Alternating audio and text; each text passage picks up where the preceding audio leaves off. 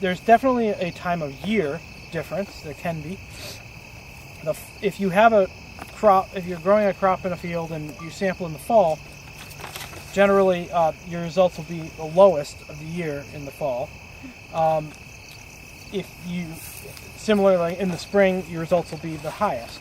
And that's because in our climate, the winter is a resting period. The microbes are still slightly active, but there's no plants really removing things. Things are kind of resting, and lots of minerals sort of become available that were otherwise just sort of tied up or in some way not there.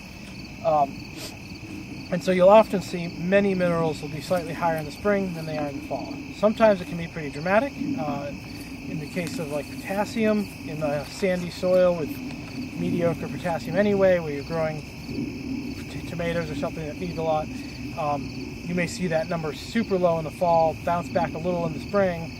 If you test in the spring, you might think, oh, I've got plenty of potassium, but by every fall you're running out and you get late blight and early blight and every blight.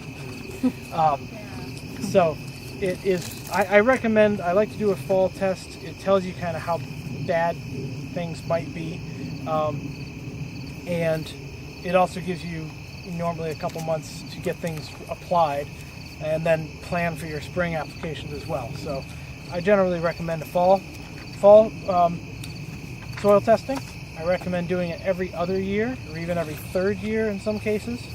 You don't need to do it every year. You certainly don't need to do it multiple times a year unless there's something you're trying to figure out. For fall minerals, there are certain things I like to apply in the fall and certain things I like to apply in the spring.